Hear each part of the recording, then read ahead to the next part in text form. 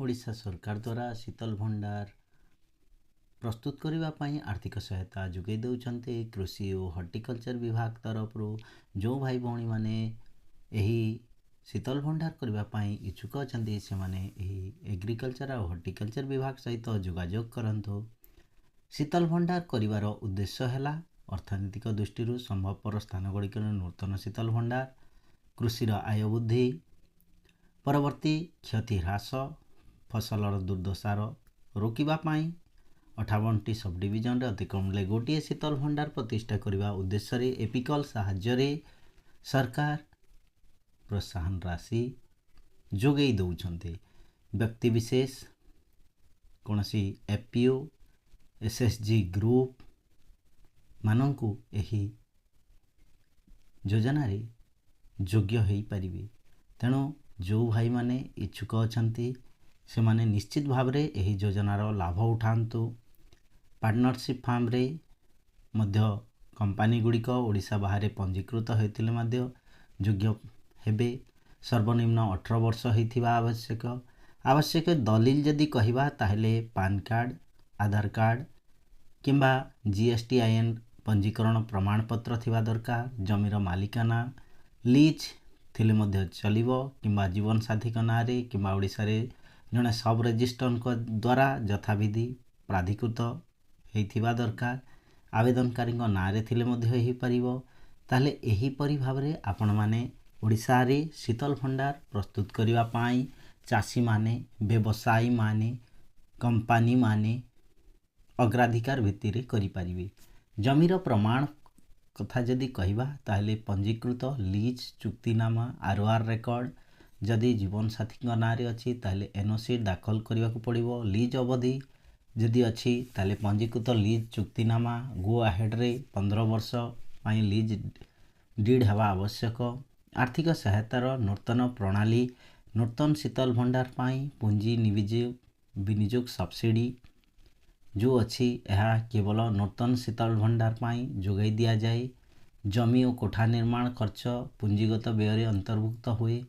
अनुसूचित जाति जनजाति महिला ट्रांसजेंडर हिताधिकारी 60% सर्वाधिक 6.5 कोटी पर्यंत सीमित। अन्य हिताधिकारी 50% सब्सिडी सर्वाधिक 6 कोटी पर्यंत सीमित करा जाइछि।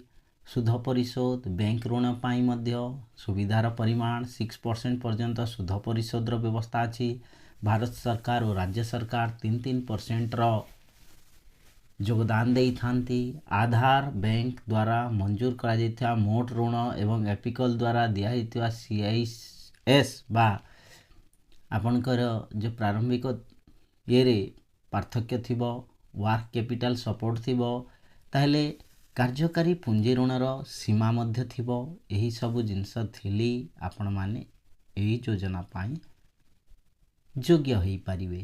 तेणु जो भाई भौणी माने शीतल भंडार करबा पाई चाहूचंती से माने निकटस्थ कृषि ऑफिस रे कि हॉर्टिकल्चर ऑफिस रे निश्चित भाव रे जोगाजोग करंतु।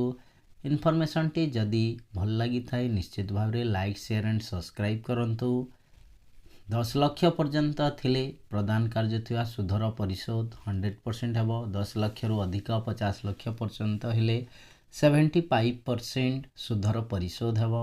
50 लाख रु 1 कोटी पर्यंत थिले 50% सुधर परिशोध हेबो। 1 कोटी रु 5 कोटी पर्यंत 25% सुधर परिशोध करिदेबे। तेणु जदि एही योजना करबा पाई इच्छुक अथंती आपण एपिकल रे मध्य जाइकी एपिकल रो ऑफिस रे जाइकी आपण माने सीधा सलक बुझी पारिबे।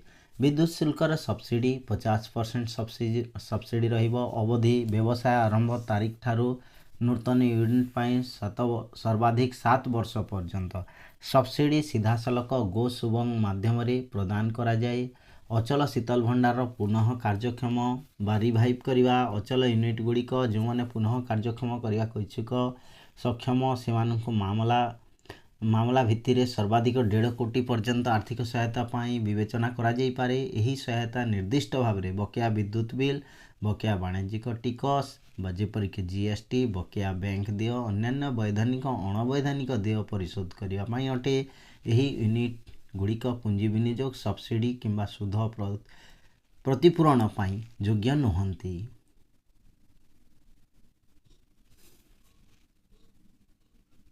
जदि भिडियोटी भल लगी थाए निश्चित भाव में लाइक, शेयर एंड सब्सक्राइब करंतु। अधिक विवरणी पाई निकटस्थ कृषि ऑफिस रे जोगाजोग करंतु ओ हॉर्टिकल्चर ऑफिस मध्य जाइकी जोगाजोग करि पारि।